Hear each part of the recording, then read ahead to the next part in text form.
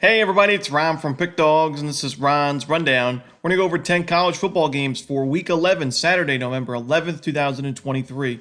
Now, if you like what you see, make sure to give this video a big thumbs up and subscribe to our channel. Don't forget to put your college football picks in the comments section below. And if you're looking for my best bets, you can find those at the Premium Picks tab at pickdawgz.com. Alrighty, let's get into it. Here are the games for Week 11 in college football. First up, it's Michigan and Penn State, a big-time Big Ten rivalry. This one, 12 o'clock Eastern. It's going to be on Fox.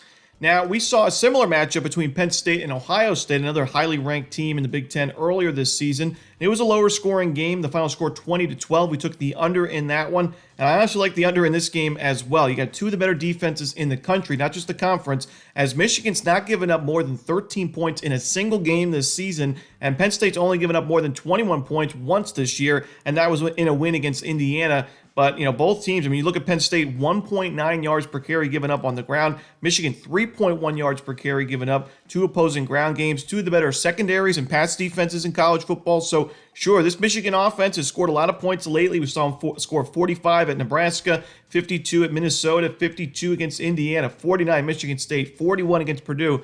But none of those defenses are anything close to Penn State's. I think we see a low-scoring game. Give me the under here in Michigan-Penn State. Next up, we see Temple in South Florida. This one, 12 o'clock Eastern on ESPN+.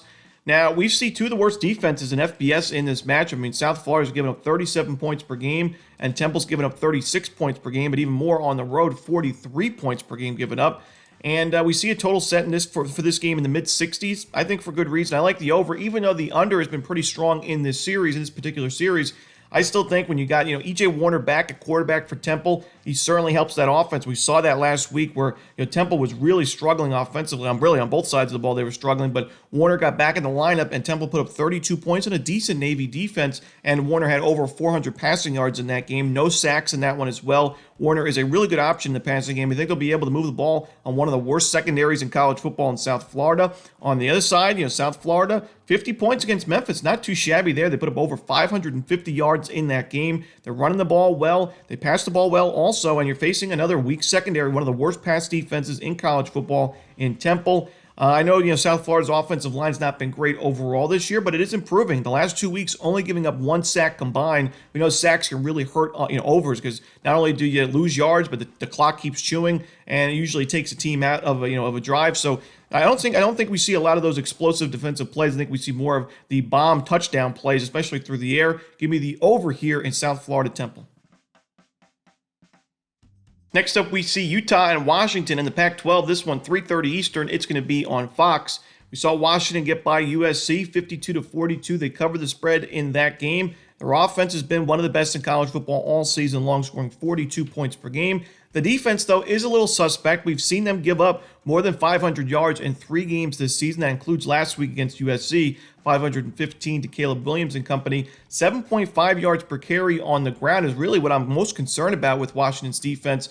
Utah may have the backup quarterbacks in, but they've been able to run the football really well this year, including 7 yards per carry last week against Arizona State in an absolute beatdown, 55-3. That's a pretty good Arizona State defense. The team is struggling offensively, but the Sun Devils have been pretty good defensively, and Utah was able to score 55 points on them. So I really like this Utah offensive line. The run game, even though the quarterback plays not where it needs to be, the defense certainly is. It's only given up 16 points per game, only 3 yards per carry, has one of the best secondaries in college football, and they get a lot of pressure on opposing quarterbacks. To me, Utah, with the way that they play defense, and they should be able to run the football in this game, I think they're a live dog even on the road. We know Utah has a really good home field advantage. Not so much on the road, but the defense still travels. Give me Utah plus the points in this one.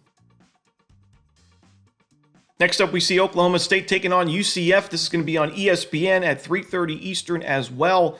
Oklahoma State, got to give them credit. They found the outright win against Oklahoma, the big upset victory. I did not like their chances in that game, but Oklahoma's dominated that series. But Oklahoma State found the W. Now they're on a 5-game win streak. I do worry a little bit about a letdown spot here for the Cowboys. On that 5-game win streak, off that big upset win, now on the road against a UCF team that I think can exploit the weaknesses in Oklahoma State's defense. They've really struggled to stop the run recently, giving up 5 or more yards per carry in the last 3 games. And UCF runs the ball about 40 times per game, runs the ball really well. A great running back group and a great offensive line. Solid quarterback play with Plumlee, who can also run. He's got over 250 yards rushing himself.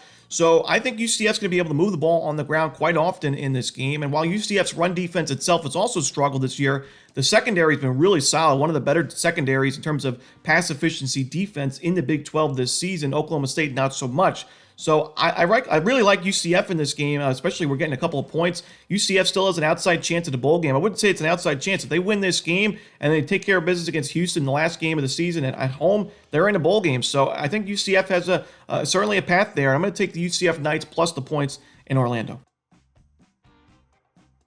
Next up, we see UAB and Navy. This one, 3:30 Eastern. It's going to be on CBS Sports Network.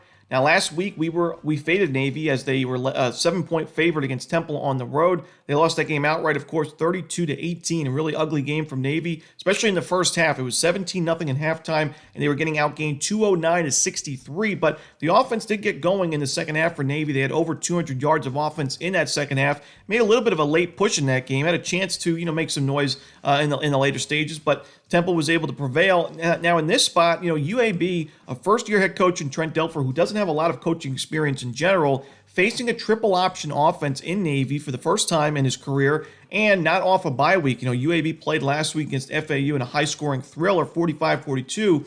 So I really don't like backing inexperienced coaches with no time to prepare for a triple option offense, especially when those teams are on the road and laying points. UAB's run defense has given up over 5 yards per carry, so while Navy is not in great form, I still think that they're the value side in this game. I'm going to take the points with Navy. I think they win this game outright.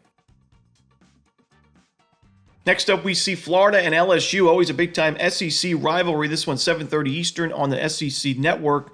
Now, both teams coming off losses in their last games. LSU lost to Alabama 42-28. The defense just could not get a stop when it needed one. The offense ran out of answers, and it was a 14-point loss for LSU, who was only a 3-point dog. So, of course, they failed to cover there. On the other side, Florida, who was a small favorite against Arkansas, they lost outright 39-36 in overtime. An ugly game for the Gators defensively, but really, bad mistakes towards the end of that game for the Gators as they had a chance to win that game in regulation, get themselves a nice field goal position and kick the game-winning field goal at the end of regulation to avoid overtime. But Billy Napier, whoever it was, he made a really big mistake. They sent players out for a substitution on the final play before they spiked the ball to get the kicker in field goal position, and they didn't allow the defense to make some substitutions, so it was an illegal substitution, 5-yard penalty, pushed them back, and the kicker, Smack, missed it by only a couple yards wide right. If it was a closer field goal, he would have nailed that field goal and won the game for the Gators. So really big mistake. Went to overtime. And of course, when you make a mistake like that late in regulation, you're going to pay the price. And the Gators did so 39-36. I don't trust this Gators defense at all. I know LSU's defense has been horrible, but the Gators defense without their number one tackler in Shamar James for the rest of the season, already getting pounded by opposing offenses. We saw last week against Arkansas, 39 points, but against Georgia, 43 points. I think LSU scores at will. Give me the Tigers laying the points at home. Next up, we see Mississippi State taking on Texas A&M. This one's 7:30 Eastern as well. It's going to be on ESPN2. Now, A&M lost last week at Ole Miss, 38-35. Really exciting game. Tough loss for A&M, but we've seen them struggle on the road all season. They lost at Miami at the beginning of the year, which is now looking worse and worse as the weeks go by with Miami struggling, 48-33. Then earlier in the season against Tennessee on the road, 20-13 loss outright. And then last week, of course, to Ole Miss. And now on the road, A&M's getting outscored 29-32 in terms of points per game. But at home, completely different story for the Aggies. They're outscoring their opponents 35-13 points per game wise. And I think they return home here facing the weakest team in the SEC. I think the Aggies are a nice feel-good blowout win and cover the spread by, they're laying less than 3 touchdowns. I think we see a 3-touchdown plus victory for A&M. I think the defense really bounces back here against the weakest offense in the conference with Will Rogers out and no run game to speak of for the Bulldogs. The defense for Mississippi State's been good against the run, but against the pass, they're giving up over 70% completion to opposing quarterbacks, and their pass efficiency defense has been one of the worst in Power 5 football, so I don't think they're going to have a great day here. Give me the Texas A&M Aggies laying the points. Next up, we see Rice and UTSA. This one also 7:30 Eastern. It's on ESPNU. UTSA's firing all cylinders right now. They've won 5 straight games, scoring 30 or more points in all those games. The defense also stepping it up, and I think they earn a nice blowout win at home in this game against Rice, who the last 2 weeks, you saw a game against Tulane a couple of weeks ago where it was only a 30-28 final score. Doesn't look too shabby on paper. I mean, Rice was a 10-point underdog, and Tulane's one of the better teams in the conference, so not too bad. But when then you look at the numbers, 457 to 271, Tulane had a yard advantage in that game, 24 to 15 first down advantage. Rice did not really play well in that game. They took advantage of a few mistakes that Tulane made and made them pay for them. But still, I still think Rice. You look at last week against SMU. 36 to 31 looks also pretty decent against SMU. One of the better teams, one of the better offenses in the conference. But Rice again got outgained 484 to 290, 28 to 13. The first down battle was in that game. I don't trust Rice. I think they're getting lucky, honestly, in finding these covers in the last couple of weeks. I don't think in this spot on the road where they have not played well this season. Give me the UTSA Roadrunners laying the points at home. Next up, we see Iowa State taking on BYU. This one's going to be 10:15 Eastern. It's going to be on ESPN.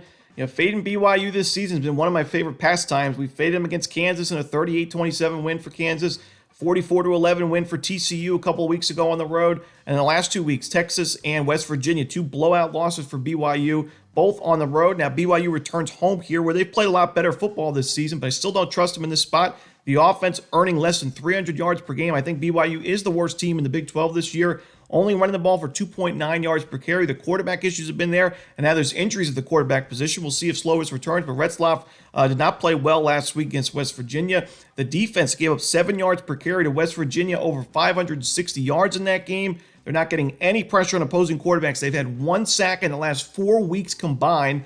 Iowa State's defense, one of the better ones in Power 5 football. I think Iowa State, the offense hasn't been great, but they should be able to run the ball here against BYU. Give me Iowa State less than a touchdown in this game on the road. I'll lay the points. And the final game we're going to talk about for Week 11 in college football, it's USC and Oregon. This is also a late game, 10:30 Eastern on Fox.